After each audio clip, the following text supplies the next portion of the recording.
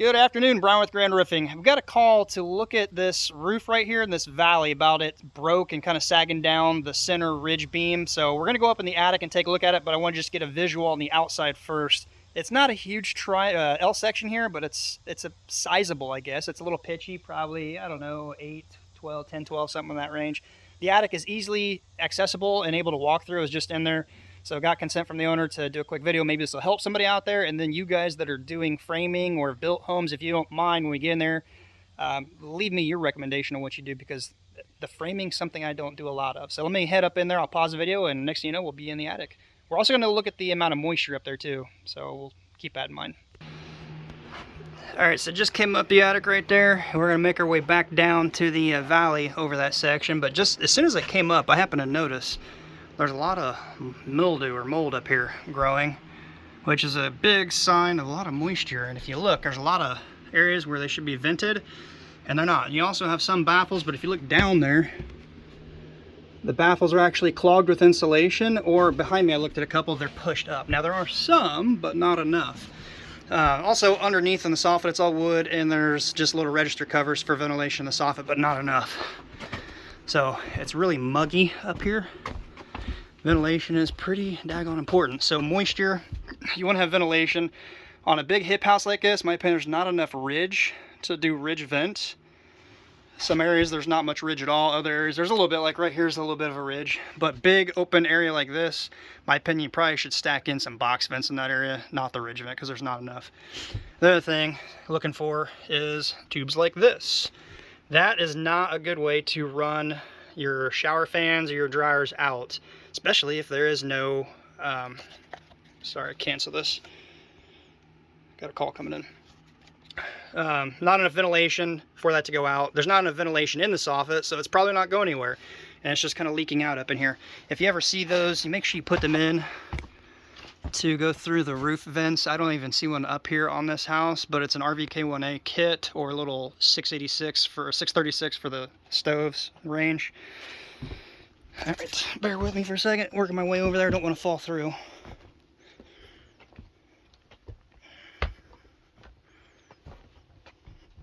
The other thing I noticed working my way over here is there's really not enough supports through this, if you ask me. But again, I'm not a framer, so let me know, comment down below if they're, like, for example, this whole hip out here, that whole valley and that hip, there's no supports on that side.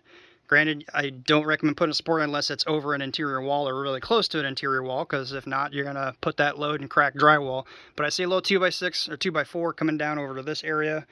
Chances are that vent right there goes through a wall, so that tells me there's a wall in that area.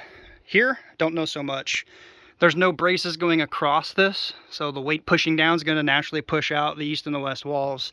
Not liking that. Again, I'm not a framer, so that's why I'm doing this video.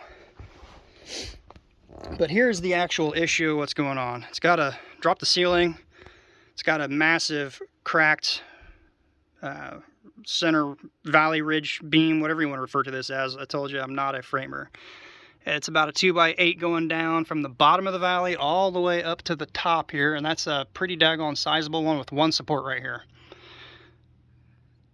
No supports. The reason it cracked, one, maybe not being supported enough. Right where the crack is, there's a knot in the lumber. So if you're a framer, let me know. If you see a big knot going through damn near the entire thing, do you reject it, or do you maybe use that as a scrap piece to be cut somewhere else? Whoever's building this, if it were me, this is just me, and I saw a knot that size and I'm trying to select that for this holding the load here, I would definitely not do that. That is a large piece of wood. I don't see it split and scissored together. It's one solid piece. But definitely would have rejected that, or at least put a support in it somewhere. I don't know. Let me know your guys' thoughts. But now the repair of this. I don't think you can just simply get in here and jack this up, because I was told the roof's only 10 years old. It's already got a leak and water coming in. That's what caused the damage there. If the roof is lifted, it's already settled, you're going to pop nails in different areas, and that's a high volume of water traveling down this valley. My opinion would be, and let me know if I'm wrong, remove the shingles on this side, get some of the weight off of it from that hip right over here, through this valley to that hip right over there, jack this up with supports somewhere where you're supported. You can't just do it right here. Well, you can temporarily now because it's already got damage. It's got to be fixed. But find somewhere you can support that and put a nice big piece of lumber down the side, sister it together. But where you do, you're going to have to actually trim each one of these pieces because you're going to be throwing off 1.5 inches. And those crazy angle cuts they've got. You can't just jack it up like that because there's no way to sister it and you don't want to secure it. It's a sizable section that could easily go wrong. Whew, it's getting hot out now. It's getting hot up here. Let me move over so you can have a better view of it all. So it's like a 4-foot valley from this side over to the ridge, and then that one there, it's probably about, I don't know, 10 to 14 foot. That's just a lot of weight coming down. You can see it's already buckled and pulled the decking away. The ice and water's raised up off the roof line. Just going up or walking on it, you really risk tearing that. And having a big Niagara Falls in here. I mean, I could shove my fist in there. So there's definitely a gap in the roof up there. And you can't just simply go up there and tarp it unless you're going over the hip to the hip. Otherwise, water's just going to come flow under your tarp in this area here. Let's see what else we got going on. There's a lot of dark mold on that side. Not enough baffle vents. Insulation's probably packed up tight. And then down on the soffit, there's not near enough inlet vents, if you ask me, in my opinion. Wow. And that chimney right there is wild. Actually, I might pause the video again, get the ladder set up, and go up there. I think it's the stupidest idea to build a chimney right in a valley like that. I don't know why it was done. All right, let's go take a look back outside.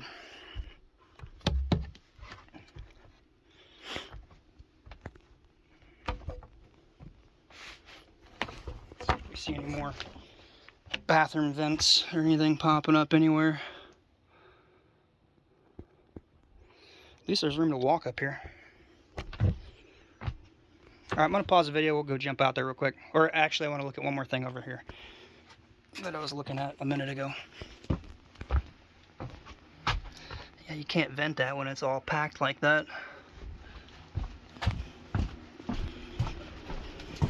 I think this was one I was looking at too. Yeah. You look down in there, it's squished so much that it's blocked off. So yeah, you got a baffle, but it's not doing anything because it's packed in there so tight. All right, we'll be outside in just a second. All right, just got up here with the ladder. Here's the valley that we're not gonna walk in. It's hard to see it on my camera screen, but it's got quite the dippity-doo to it. And there's almost a flat spot right now, and that's where the valley pole, valley ridge beam, whatever you want to refer to it as, broke, has dipped down, and the roofing can't sag anymore because the shingles are crossed over and nailed off. So there's a big void there. If you step in that area, it's very possible to break. All right, here's something I wanted to look at. That's that chimney that's built up there. Wow, that's wild. Is that just ice and water?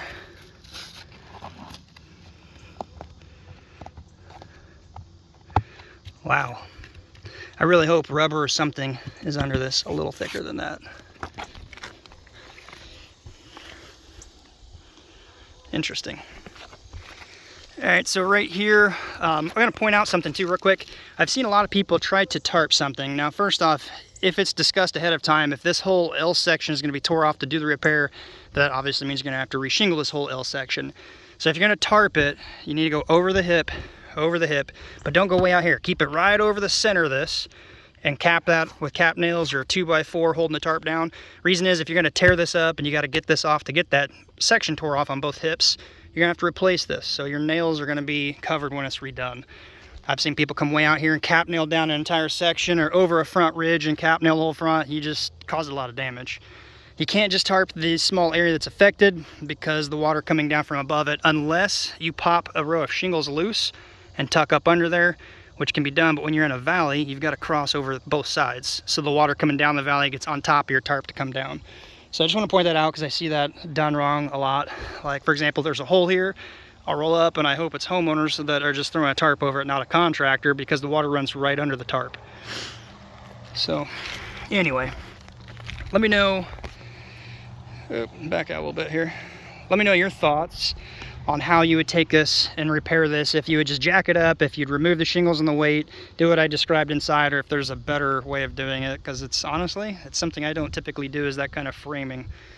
So, all right, we're at 10 minutes. You know what to do. If you could, let me know down below. I got it moving, got to get some more. I got to stop to do this for you guys, so if you could, I'd greatly appreciate if you could do that for me. And as always, until next time, be safe, and we'll see you on the next one.